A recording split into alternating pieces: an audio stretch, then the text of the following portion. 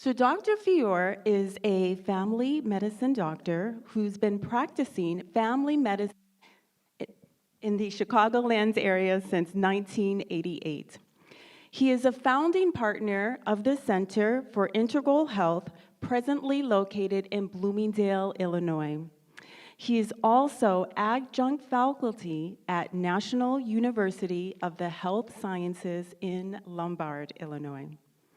Dr. Fior is a contributor to one of our favorite books here at Science for Spirituality, Meditation as Medication for the Soul with Rajinder Singh.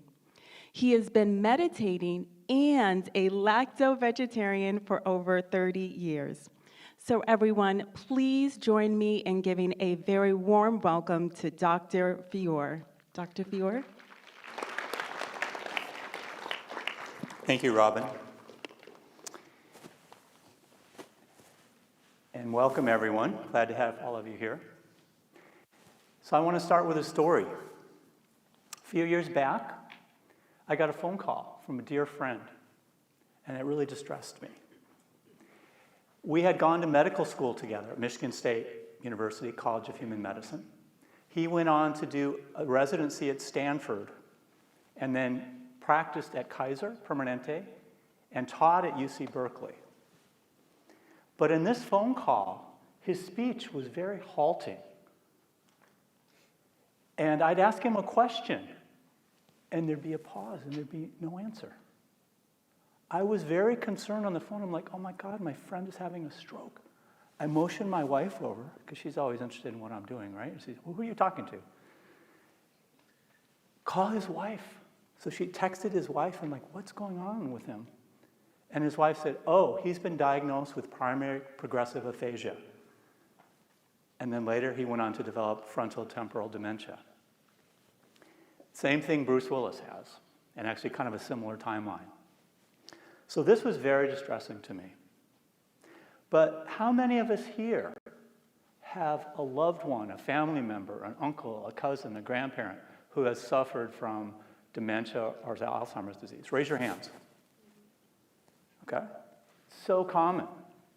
So we have to ask ourselves, what can we do to prevent this or reverse it maybe in the early stages? Because if we wait till the late stages, that portends a bad outcome. Okay? But we live in a world, right? Pills are the answer. Oh, just take a pill for that. Don't change anything, just take a pill. It doesn't work for this disease. Okay? What works is lifestyle change. And just as of 2024, we actually have a very good study by Dean Ornish proving that it works. Okay, we'll talk about that.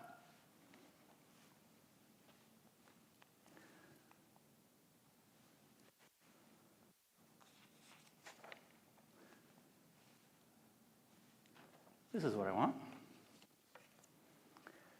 The problem with drug development for Alzheimer's disease, over the last 20 years, $500 billion have been spent to try and find the next blockbuster drug that the drug companies can make tens of billions of dollars on, and the failure rate is 99.6%. The worst of any therapeutic area. The few drugs that we have are just Band-Aids, and they have side effects. And the newer drugs that target amyloid, there's a 30% chance it will cause swelling or bleeding in the brain. And all the scans you need, a year of treatment costs $100,000. Now, the good news is that although they're not good drugs for this, lifestyle changes can make a difference. Diet, exercise, things like this. So let's talk a little bit more. As you know, as you age, right, lots of bad stuff happens. And eventually you die of heart cancer, stroke, diabetes, and Alzheimer's. We all know that aging is a risk factor for all those things. You're 1,000 times more likely to die of one of these things when you're older than when you're younger. Now, for Alzheimer's disease, but the good news is that all of these things can be influenced by lifestyle. You can put it off for as long as possible. Advancing age is the strongest risk factor for Alzheimer's disease. But 40% of cases of dementia are caused by reversible causes. About 1% are due to trauma or head injury, like in sports. Super Bowl's coming up, right? Those guys, probably a higher percentage, right? Or car accidents. 14% of cases of dementia are attributable to smoking. 24% of cases are attributable to alcohol use. We'll talk more about that. But really the most distressing thing about all of this, over the last 20 years or so, the mortality rate from heart disease, cancer, and stroke has been going down, trending down. But in that same time period, the mortality from Alzheimer's, you see the purple line at the bottom, has gone up. In the last 20 years, it's gone up 145%. And now Alzheimer's disease is the 7th leading cause of death, 120,000 people a year. The statistics are, when you're more than 65, you have a 1 in 10 chance, and this goes up, it doubles every 10 years, so that by 85, you have a 50% chance. Okay? And the cost of the treatment of Alzheimer's disease is staggering. It's the most expensive disease to treat. $277 billion a year. And $60 billion of that is out-of-pocket expenses. Compare that to heart disease. It's only $120 billion a year.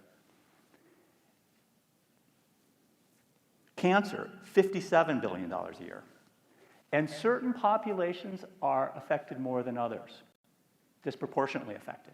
Women have a 1 in 6 chance of getting dementia, Alzheimer's disease. Men only a 1 in 11 chance. African Americans have a 4 times higher risk. Hispanics have a 3 times higher risk. It's estimated that by 2050, if these trends continue, the cost of treating Alzheimer's is going to go up to $1.1 trillion. And in the US alone, and 20 trillion worldwide. This is going to collapse the healthcare system and also take down really the fabric of society in developed countries. So we have to ask ourselves, what can we do? What can we do? And here you see the oncoming, we can call it a tsunami of Alzheimer's disease deaths and disability. What can we do? Well, luckily, that kind of paints a grim picture, but now we know the drug approach has basically failed after $500 billion spent. I guess we could spend another $500 billion, but we're not going to find much more, most likely. But there is an approach which is gaining traction with clinicians, with doctors, and patients. And it's a lifestyle-based approach. It's a holistic approach. And like I said, in 2024, Dean Ornish published a study showing that this approach actually works. People actually get better. It's not just a Band-Aid. People actually get better. Now, one of the practitioners who started this first, you could say, or one of the first to get on this bandwagon was a Dr. Dale Bredesen. He wrote a book called The End of Alzheimer's. And he's a neurologist, an academic neurologist. I think now he's at UCSF. And he was researching neurodegenerative diseases. And for Alzheimer's, he felt he was hitting a block, like nothing's really working. So what can I do? Now, it just so happened his wife was a functional medicine doctor, a family doctor who did functional medicine. And he said, maybe let me try some of those approaches. And then he did a study. He did a pilot study that was published in 2014 on 10 patients. He put them on intensive lifestyle changes, and 9 out of the 10 got better. They went from being non-functional, not being able to work, to being able to work again. One person didn't improve. That person had severe dementia. They had a MoCA score of 8. Has anyone heard of a MoCA score? A MoCA is a Montreal Cognitive Assessment. It's the test that, you have to show a clock. The doctor will say, okay, draw a clock that shows 9:15. Okay, got to draw a clock and show 9:15. You have to remember some words, count back serial sevens, and then you get a score from 0 to 30. 26 to 30 is considered normal cognition. Above 18 to 26 is considered mild cognitive impairment, which the 9 people had. 10 to 18 is moderate. Below 10 is severe. So the one person who failed in that study was someone who had an MoCA score of 8. They had severe dementia. Now, what does this approach entail? Basically, his conceptualization of Alzheimer's is not one thing. It is like, think of a roof. You ever had a leak in your roof? It's a problem, right? He said, Alzheimer's is like you could have up to potentially 36 leaks in your roof. And the problem with drug development is the most it can do is plug 1 or 2 of those leaks. Well, excuse me, if you plug 2 leaks and you got 34 more, what's going to happen? You're going to get wet, you're going to get sick, right? So this approach is to try and plug, decipher, do testing, history, try and figure out how many of those leaks there are and plug as many as you can. It's an individualized approach. And unfortunately, you're not going to come up with a drug that you can make billions of dollars selling, but it actually works. It actually works.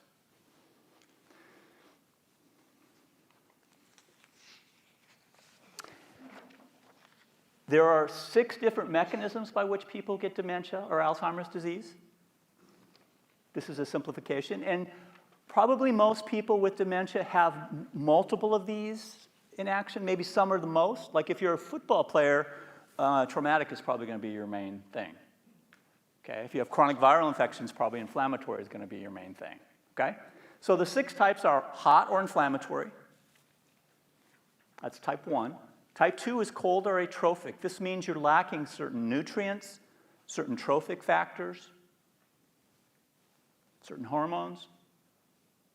And then between hot and cold, or inflammatory and atrophic, is what's called sweet or glycotoxic. It's been said that Alzheimer's is like type 3 diabetes. It's like diabetes in the brain, insulin resistance in the brain.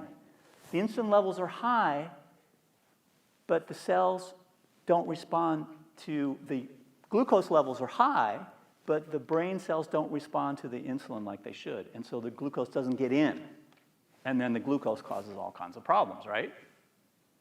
So that's type 3, sweet or glycotoxic, or excuse me, 1.5. And then we have type 3, which is vile or toxic. We live in an environment where we're exposed to toxins all the time. Here we're talking aluminum, mercury, lead, volatile organic compounds like benzene, toluene, and mold toxins. I mean, who has had ever a mold problem in their house? Common, very common. A lot of times it's undiscovered. Type 4 is vascular. That's with people who have cardiovascular or cerebrovascular disease. You get a stroke, that causes dementia. And type 5 is traumatic or dazed. Now, what is the approach? It's a multifaceted approach. This is a summary. And you notice it revolves around a brain that says neuroplasticity. We used to think that neuroplasticity, where the brain can make new connections, only happened in young people. But now we know, even in people, if they're older and they've had a stroke, if they have the right factors, the right nutrients, the right exercises, they actually can still have neuroplasticity. It can occur at any age. There's a mnemonic to remember all these factors. There's 7.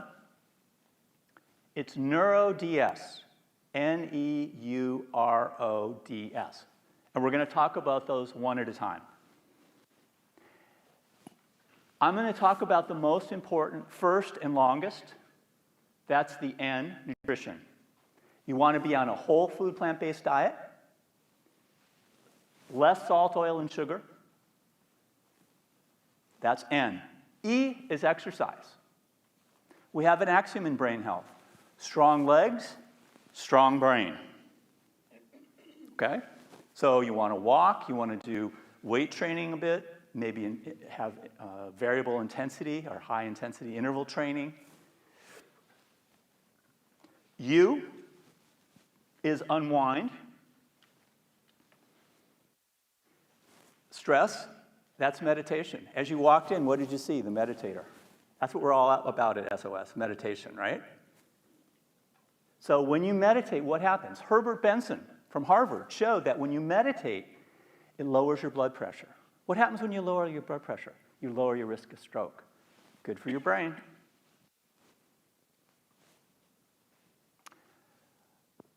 R is restorative sleep. We need to sleep. When we sleep, we incorporate memories, and we have a lymphatic system in our brain. It's called a G lymphatic system or glymphatic system. It actually drains out toxins when we sleep. If you don't sleep, the toxins build up. O is you want to optimize social functioning. After we get done here, we're all going to go into the dining hall and they have a lovely meal prepared. We're all going to talk to each other. Humans are social beings. We need to interact with other people for our brains to be healthy, right? O is also optimize mental functioning. This is easy. You get an app on your phone. You learn a language with Duolingo. You do Lumosity or Brain HQ. You read a book. You learn music, to play music. These are all the things that you can do to help stimulate the brain. That's neuro. D is detox. High silica mineral water helps get the aluminum out of your brain, right? You can sweat with a sauna or exercise. That detoxes. You can fast. You can do intermittent fasting, water fasting, juice fasting. Again, helps get toxins out. Also, you can drink detox smoothies. You can eat cilantro. Those things are all good at detoxing. And then S is supplements. And supplements I'm mentioning last. Supplements is actually the least important. It's the nutrition, exercise, meditation, sleep is really like the cake. That's the cake. The vegan cake. Right? That's the heart of the matter. The supplements are like the icing on the cake. You can go without it. Not that important. The main supplements that you need, especially if you're vegan, B vitamins, D, and omega-3. And that even rhymes. B, D, and omega-3. Way to remember it. So we're going to talk quite a bit about diet. What is the optimal diet? Well, we have another axiom in brain health. Heart health equals brain health. So what is the healthiest diet for the heart? This is data from the Adventist Health 2 study. There it is. All different types of vegetarian diet. On the left is non-vegetarian. That has the highest. This is looking at, on the y-axis is all-cause mortality, mainly cardiovascular mortality. With the standard American diet, it's highest. Pesco-vegetarian is in the middle, the light green. It's lower. This is like a Mediterranean diet or a MIND diet you might have heard of, or a DASH diet, diet to stop hypertension. That's in the middle there. But what's the healthiest diet? Vegan and really whole food plant-based. This is a term coined by Colin Campbell, who spoke in this hall a few years back before COVID. I think 1,200, 1,400 people were here. Whole food plant-based diet is the healthiest. And Carl Esselstyn has shown you can lower your risk of heart attack or stroke from 60% to 0.6% by going on a whole food plant-based diet. So that's the healthiest diet for the heart. Okay?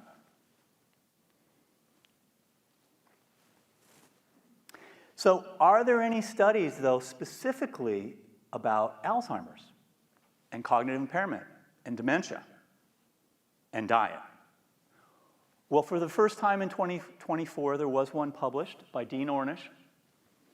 And the title of the study, you know, these scientific studies, the titles are never easy. Effects of intensive lifestyle changes on the progression of mild cognitive impairment or early dementia due to Alzheimer's disease, a randomized controlled trial. Okay, that's a mouthful. Let's break it down. What did they do? What was their intervention? It was intensive lifestyle intervention for people with dementia. What did they do? They put them on a vegan diet, low in salt, oil, and sugar. They gave them some supplements. I'll list the supplements. But remember, supplements. Americans spend $150 billion on supplements, and no supplement has ever been shown to extend your life. Eating a healthy diet has. Supplements haven't. Okay? There's some good data on supplements, but not to show that it extends your life. So some people think, oh, I'll just take supplements and I won't change anything else. That's a mistake. Moderate exercise, stress management, and support groups. And what were the supplements? Omega-3 fatty acids and curcumin. Multivitamin, multimineral. Does anyone take a multivitamin, multimineral? Okay, there's some data on that. Personally, I don't. Every time I take it, it upsets my stomach, and I don't feel any different. If I stop it, no different. If I take it, no different, and it upsets my stomach. If you feel it helps you, that's great. Take it. But if you're worried about cognition, find a multivitamin, multimineral that does not have copper or iron, because those independently can cause dementia if you get too much. Now, if your doctor tells you, he does blood tests and says, no, you need iron, take the iron. But have him keep checking, like, when have I have enough? When can I stop? What other supplements did they use? Coenzyme Q10, which anyone taking statin drugs should be on CoQ10, because statins deplete the CoQ10 in your body, which you need for energy production. Vitamin C, vitamin B12. Every vegan should be taking vitamin B12, 500 to 1,000 micrograms a day. And this is something, go to your doctor, get your blood level checked. The normal range is very wide, like 200 to 1,100. So if you're worried about cognition, don't just check your B12, check your homocysteine level. The homocysteine level tells you, it's a blood test, it tells you, are you getting enough B12? Is it functioning enough? If you have cognitive impairment, you probably want it less than 10 or preferably less than 8, and really the lower the better. Homocysteine is a toxin to the brain and to the heart. And it's interesting, vegans do not have strokes unless they have high homocysteine. Then they do. Magnesium L-threonate was another one. Lion's mane mushroom. Mushrooms have great properties. They're good for cancer treatment, this, that. Lion's mane mushroom especially has been studied for looking at cognition and has shown to help cognition. And then probiotic. So let's look at the results of the study. And it was amazing they did the study during COVID. Imagine recruiting patients during COVID first. And completed the study. They had 49 patients in the study, 24 in the intensive group, and 25 in the control group. They were ages 45 to 90. The average age was 73.5. Everyone had mild cognitive impairment. They had a MoCA score of above 18, between 18 and 26, which means you have mild cognitive impairment, early Alzheimer's. They put them on this lifestyle intervention. They studied them for 20 weeks, and the main outcome measures were 4 cognitive assessments. And here you see the results of those 4 cognitive assessments.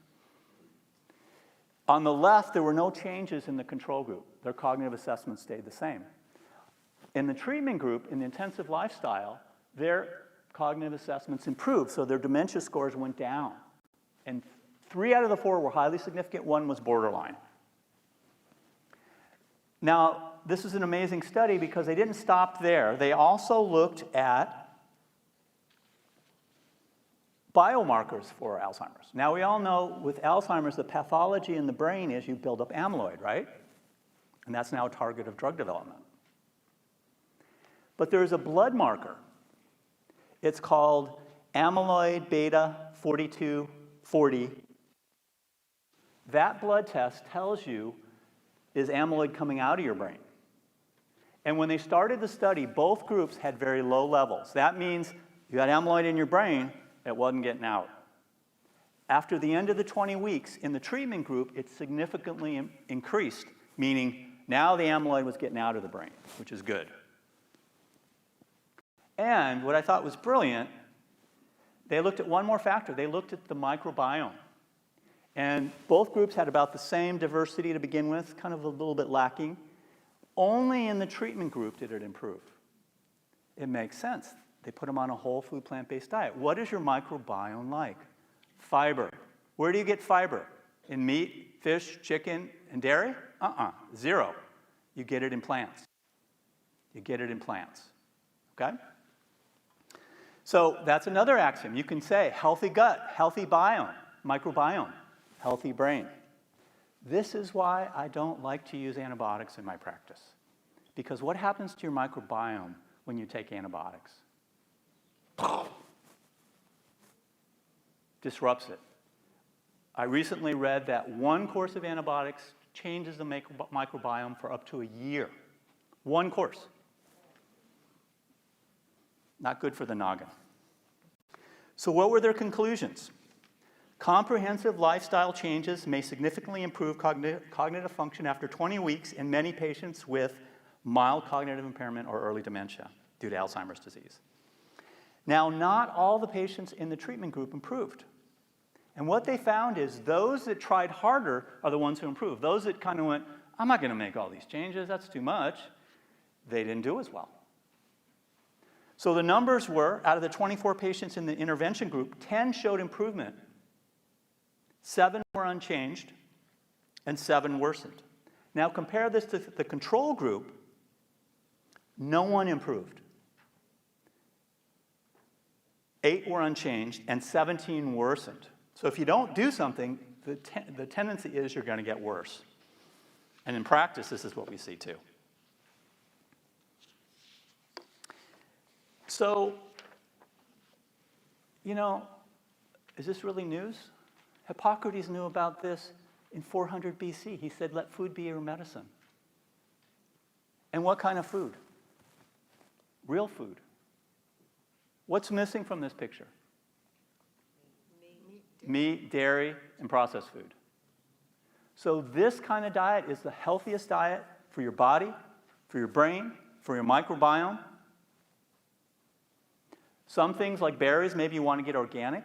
It's also a matter of when you eat. We'll talk about that in a little bit. Quantity, quality. But this is the healthy diet. Hippocrates knew. Seems like in modern times we've lost that wisdom. People always ask me, well, you're vegetarian? What do you eat? Everything else. Everything else. A 2020 consensus panel looking at prevention for dementia said that you should eat more fruits and vegetables, legumes, and whole grains to replace meat and dairy. Sound familiar? So what should you eat? Vegetables. And what are the healthiest vegetables? Greens. Greens are the most nutrient dense, and they're high in nitrates, which when you chew it in your mouth, the bacteria in your mouth convert the nitrate into nitrite. It gets absorbed, and in your blood it gets converted into nitric oxide, which dilates your blood vessels. Your blood vessels dilate, more blood flow to the brain's happy. Whole grains, beans and legumes, fruits and vegetables. Fruits, and what are the healthiest fruits? Berries. Those you probably want to get organic because they tend to be high in pesticide if they're not organic. Nuts and seeds, herbs and spices, minimally processed things like tofu, tempeh, sprouted bread. For each additional serving of 100 grams of fruits and vegetables, you lower your risk of cognitive impairment by 13%. If you look at the highest consumption of fruits and vegetables versus the lowest consumption, these people with the highest have 43% less risk of cognitive impairment. That's a huge difference. In 2014, Neil Bernard was co-author in a study where they looked at diet to prevent and things to prevent Alzheimer's disease. And it's kind of like a broken record. Eat more fruits and vegetables, legumes, whole grains, nuts, and less meat and dairy.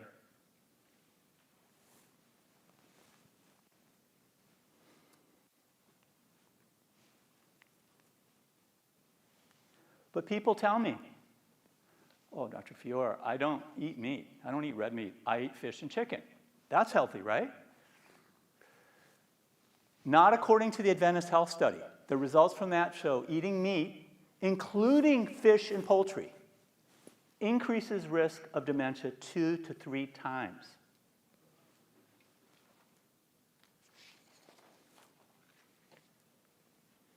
Just a few days on a high-fat, ketogenic, or paleo diet can blunt cognition, and it can take weeks to recover. A single high-fat meal, high saturated fat, high in oils, can impair cognitive function for hours. We recently moved our office over the holidays. Boy, that was fun. You can tell the sarcasm in my voice. To Bloomingdale, from Lombard to Bloomingdale. In Lombard, we used to go eat at a restaurant that would slather everything in olive oil and canola oil. And it got to the point I couldn't even eat there because I would feel it. Within 20 minutes of walking out of that place, I'd be like fuzzy brain, like, who am I? Where am I? How do I get home? What does that mean? That means that meal affected my endothelium, the inner lining of my blood vessels, and decreased the circulation to my brain. Is that a good thing? I don't eat there anymore. And luckily we moved, so that no risk, no temptation anymore. Food tasted good.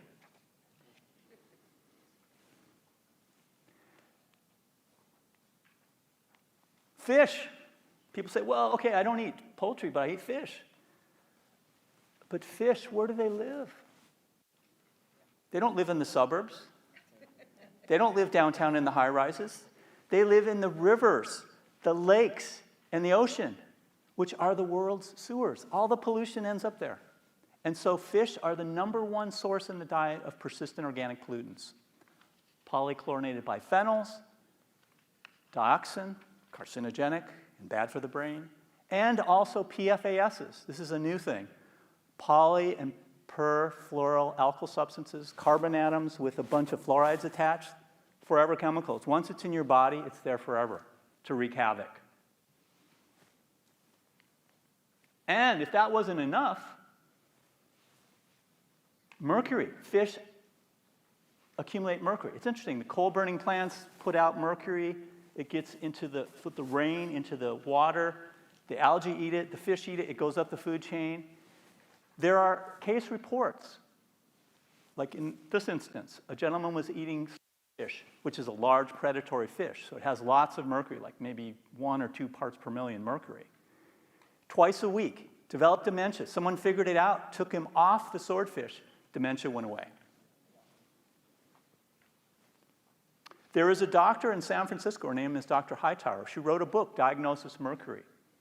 And she gets all the difficult patients the other doctors can't treat. They come to her, she checks and says, oh, you have too much mercury. Gets them off fish, they do better. Their symptoms improve. What are other things to avoid?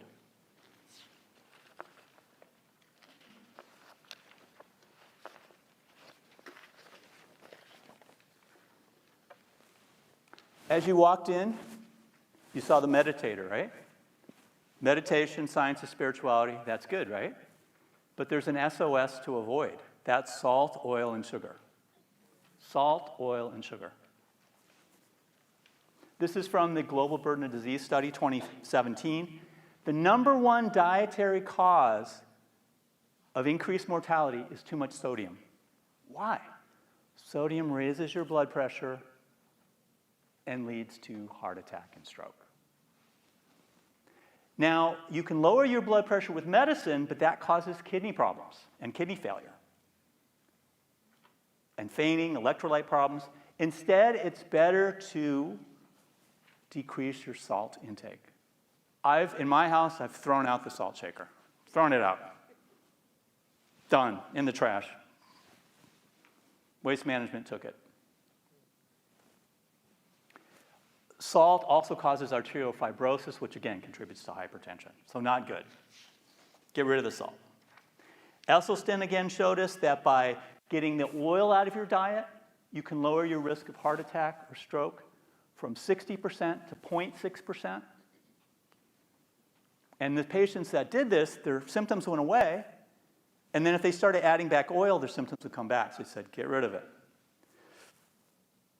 In the Chicago Health and Aging Study, which has been conducted at Rush for many years, they found that a diet high in saturated and trans fats are found like in pastries and in fried foods. A diet high in trans and saturated fats increases the risk of Alzheimer's disease by 2 to 2.5 times. But an increased consumption of omega-3 fatty acids is actually good. It lowers the risk. Now, we all know that omega-6 fatty acids, or we may all know, are inflammatory. Seed oils are bad. We now know that. That would be canola oil, corn oil, cottonseed oil, sunflower, safflower, and soy oil. They get into our tissues, they get into our mitochondrial membranes, and they make the mitochondria leaky so they can't make our energy compound ATP. It's like pulling your own plug. Not good. Not good for your energy, for anything, your heart, your brain. But you can get the omega-3s that you need by eating food. I have a tablespoon of ground flax that I ground myself every week, put it in a container, put it in the fridge, take a tablespoon, put it in my salad every day. You can use chia seed as a good source of omega-3s. You want to hydrate the chia seeds. Also, walnuts. Walnuts look like little brains, right? Well, in fact, walnuts are a great source of omega-3s, so they're good for the brain. And greens. Greens are full of omega-3s. Sugar, sucrose, and fructose are bad, but especially fructose, because fructose only gets metabolized in the liver, uses up all the phosphate. You end up with AMP that you can't regenerate ATP. It's a purine. It becomes uric acid, which makes gout, creates gout and kidney stones, and it's a hibernation hormone. It raises your blood pressure, your blood sugar, your triglycerides, gives you fatty liver, and makes you obese. So what's the solution? David Perlmutter, in his book Drop Acid, talks about eating a LOVE diet, your lower uric value diet, which basically whole food plant-based diet, and he recommends maybe adding quercetin to block the formation of uric acid and vitamin C to increase its excretion, 500 to 1,000 milligrams once or twice a day. Oh, come on back. This shows the red graph is a 34% of total calories from sugar, added sugars, increases dementia risk. And the lower blue line is a diet with 17% added sugars. It lowers the risk. The average American eats over 100 grams of added sugar a day in their diet. The recommendations are 25 to 35 grams. We get 4 times that. We're supposed to get 25 to 35 grams of fiber, and most Americans get half that. We get half the fiber and 4 times as much sugar. Not good. Herbs and spices. Rosemary is my favorite. I'm growing a little rosemary plant in my house because if I leave it outside in the garden, it'll die with the winter. So I put it inside and then put it out again. It's been shown rosemary will increase cognition and memory. But lemon balm and sage does the same thing. A 1/4 teaspoon of turmeric a day increases memory. A few pinches of saffron can improve memory and also lowers depression. This is from a plant, Crocus sativa. It's a very expensive herb, one of the first to flower in the spring.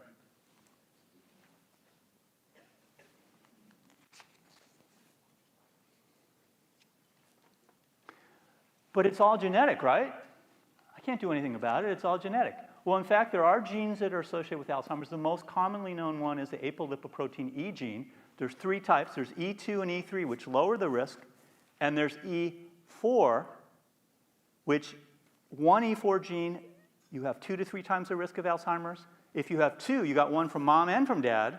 Thank you, mom and dad. Then your risk is 8 to 12 times higher. It's been in the news that some famous people, Chris Hemsworth, Thor, the Hammer, Avengers, anyone? Yep. Yeah, big, strong guy. He has E4. So does that mean he's going to get Alzheimer's? Well, luckily we have something called the Nigerian paradox, where Nigerians have the highest incidence of E4 positivity of any population. And those living in Nigeria, where they eat a healthy diet, have 1/5 the rate of Alzheimer's of those living in the US who don't eat a healthy diet. So this shows that lifestyle is maybe more important than genes. And why are they healthier?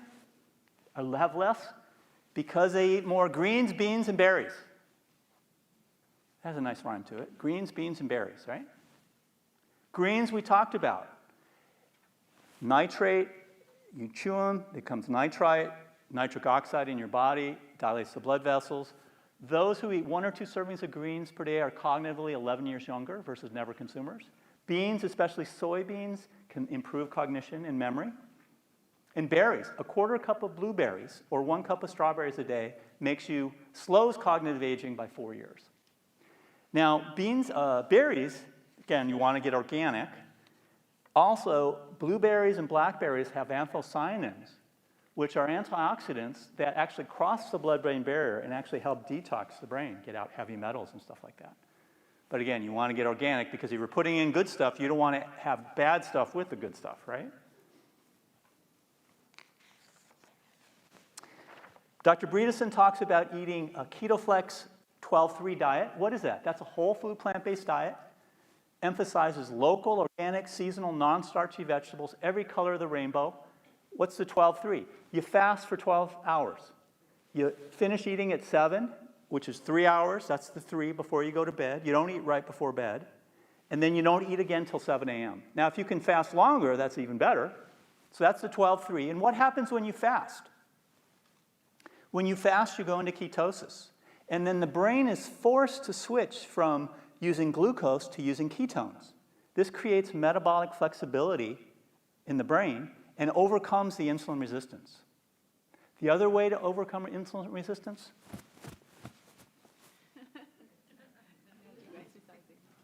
Screen responded. Exercise.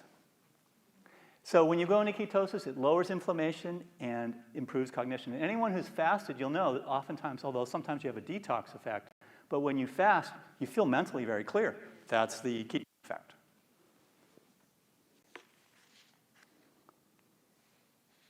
Oops, going in the wrong direction here. What are you going to drink? Alcohol? Thank you. Every increment of alcohol you increase your risk of dementia. Now, it used to be thought, there were some studies showing that people that drank a little did better than people that didn't drink, but this was because of a sick quitter effect. Some people who didn't drink said, "Oh, I don't drink." They're waiting for a liver transplant because they drank way too much and they have cirrhosis of the liver. So you get rid of the sick quitter effect, there's no benefit to alcohol. Instead, drink water, but filter out the chlorine and the fluoride. Fluoride might be good for the teeth, but it's bad for the bones, and it's really bad for the thyroid. So filter that stuff out. And if you look at coffee, green tea, and tea, the one that's the best is actually green tea. My favorite is matcha. It kind of gives you that little mental clarity without the, like you can't sleep at night, that extra little too much. And here is a graph from a study. As you increase green tea intake, you notice the risk of dementia and mild cognitive impairment goes down.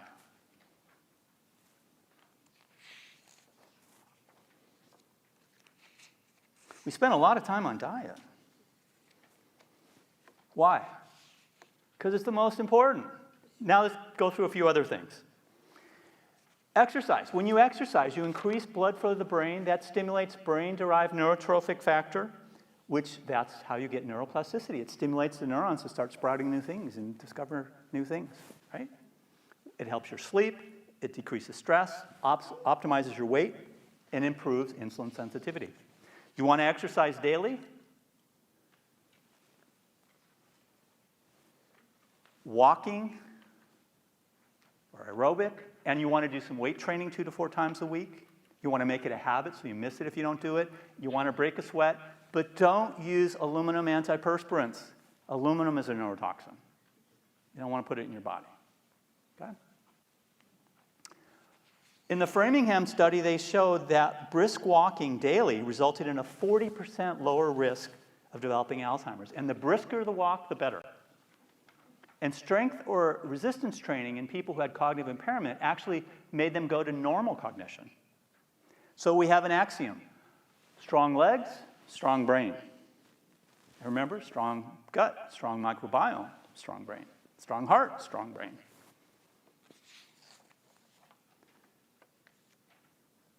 Unwind, meditate. When you meditate, it lowers your blood pressure, lowers your risk of stroke, but it also helps with anxiety and depression. And it helps you feel fulfilled. You get like a 3-for-1. Oh, and meditation has been associated with, studies have shown it decreases brain atrophy, increases neuroplasticity, and improves cognition. Sleep. When we sleep, we need 7 to 8 hours of restorative sleep a day. When we sleep, our memories get incorporated. The lymphatic system of the brain, drains out toxins. And if you don't sleep, the little janitor cells are called microglia. They start going around and eating and destroying the neurons. Ooh, don't want to do that. In my training, I did that a few times, and believe me, not sleeping for days at a time, not good for your brain. In fact, studies have shown that people who do night shift work, who disrupt their circadian rhythm, have an increased risk of Alzheimer's, but if they get away from that, then that improves. And people with sleep apnea have more cognitive impairment. So if you have that, get it diagnosed, get it treated.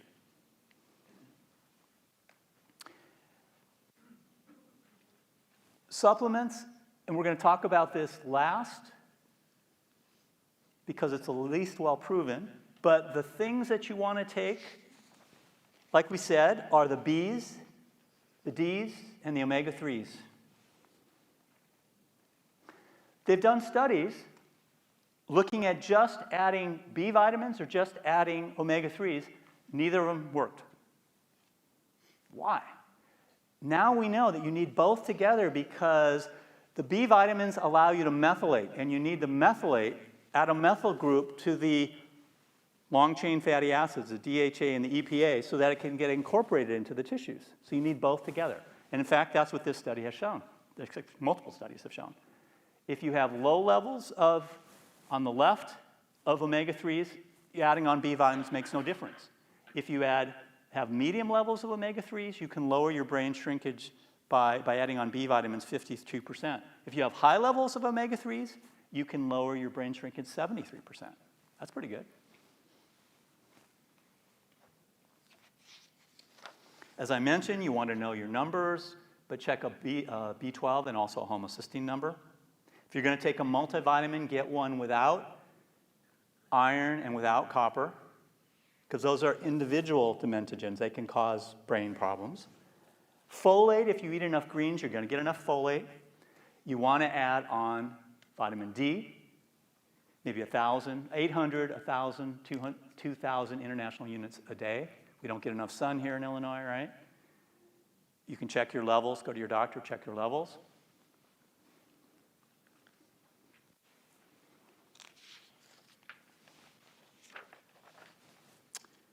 So,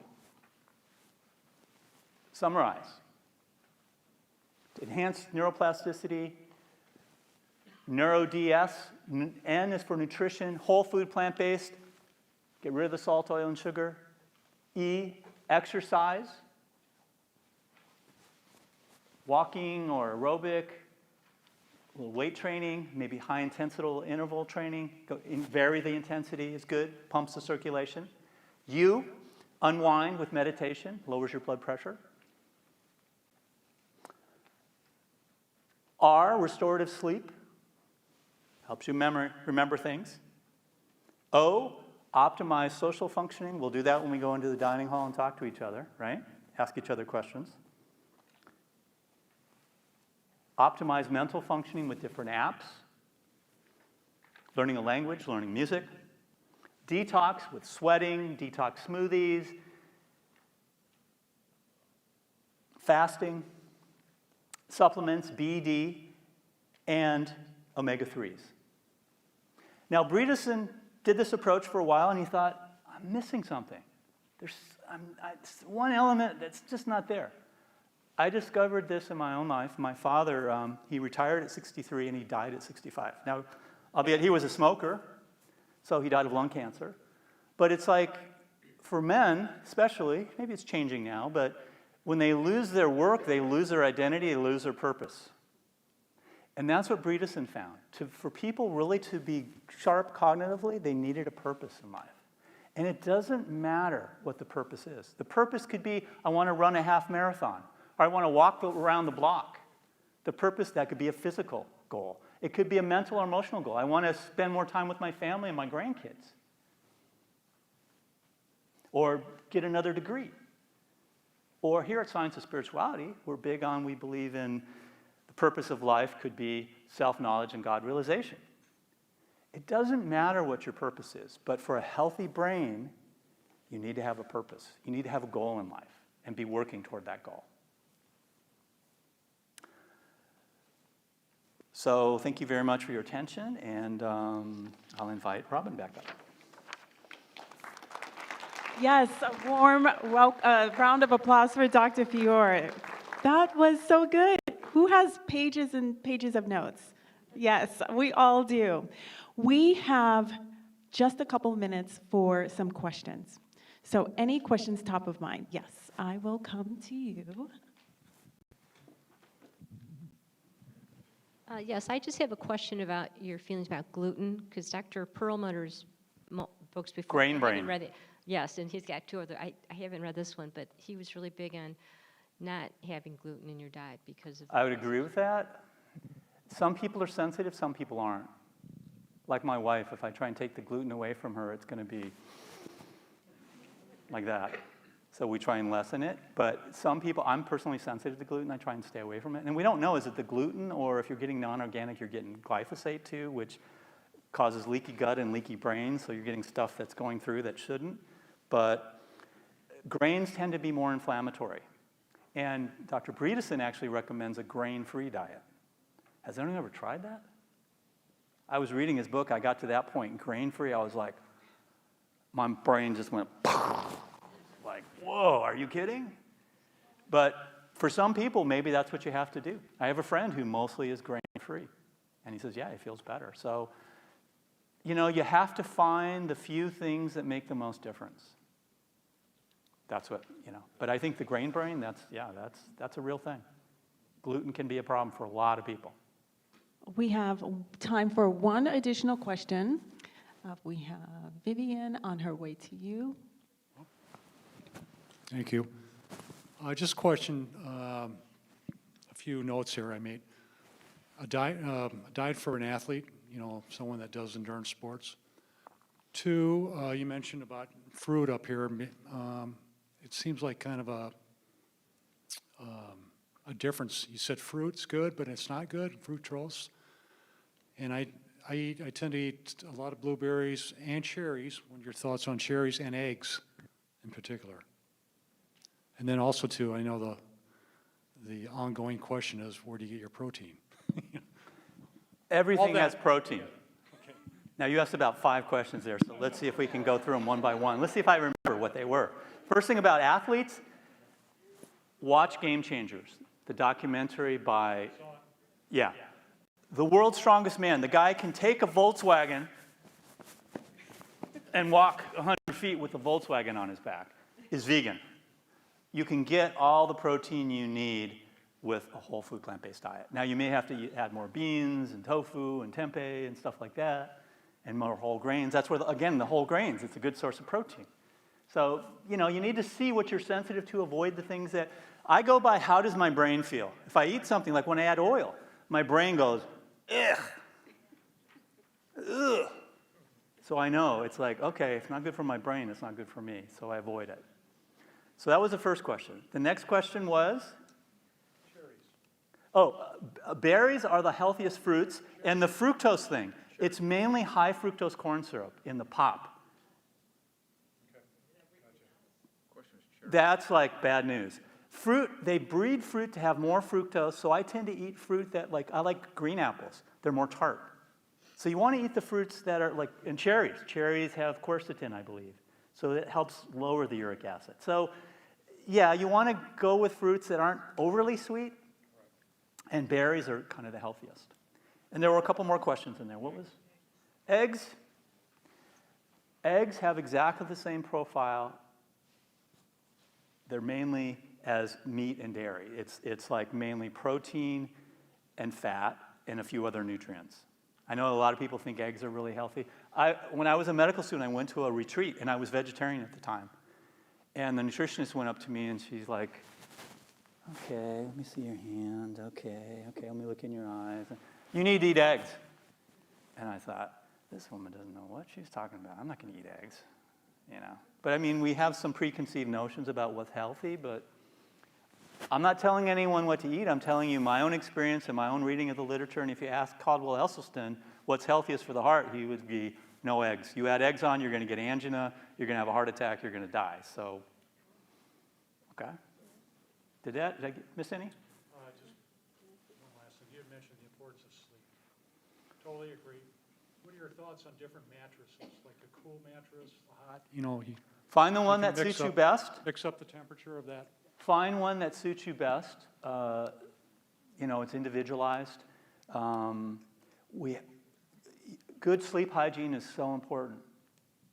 And if you want to know, I know a trick. I just learned a trick from my doctor of how to help with sleep that I can share with you guys if you want. And it works. I mean, don't take sleeping pills. Sleeping pills, especially anything that's a benzodiazepam, increases your risk of dementia. My wife had to have a colonoscopy. They gave her a benzo for the anesthesia.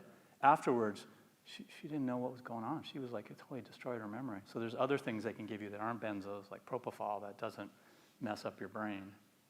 So yeah, sleep is very important. And the trick, you want to know the trick? Yes, we want to know the trick. It's like so simple. You go to bed, and you're thinking, oh no. What it is it stimulates your sympathetic, it stimulates your parasympathetic and downregulates your sympathetic nervous system. What you do is you take a deep breath. You're lying on your back. You're in your bed. You take a deep breath, hold it as long as you can, and you stretch every which way while you're in bed. And let it out. Couple breaths. Repeat again. Repeat again.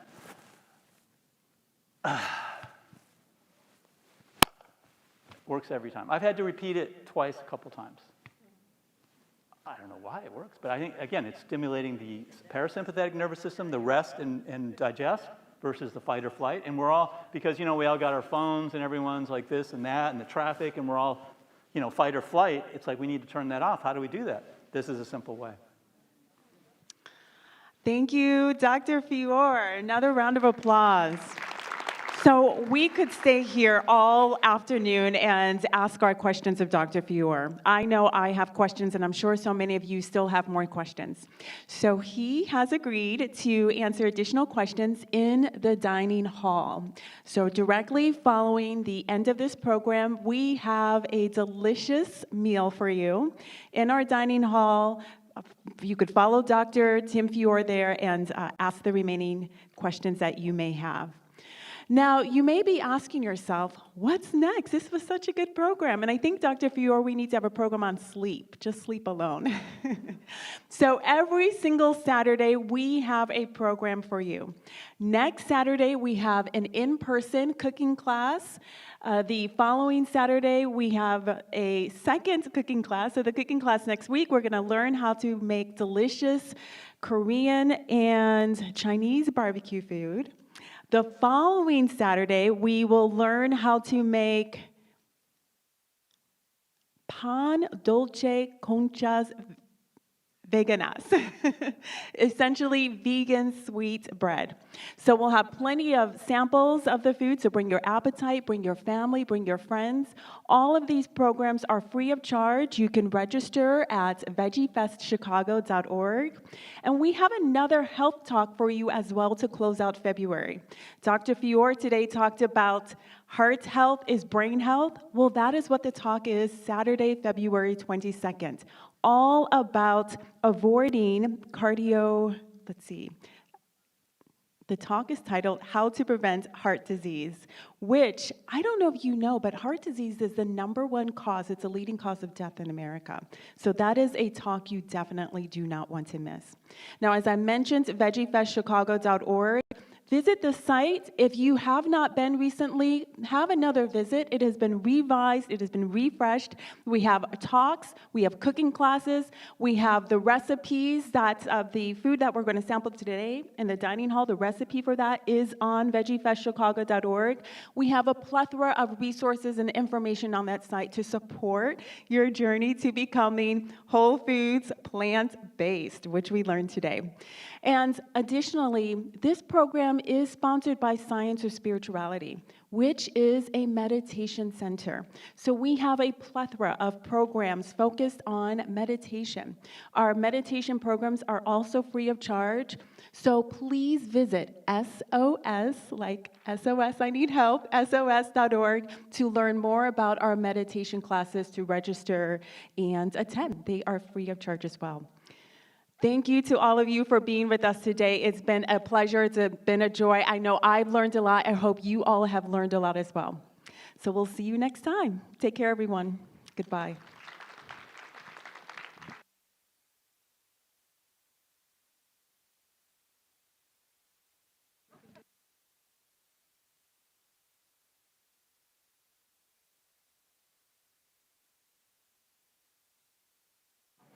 Everyone, we also have a bonus for you. We have a raffle. We are raffling off 3 items that will support your journey to being more whole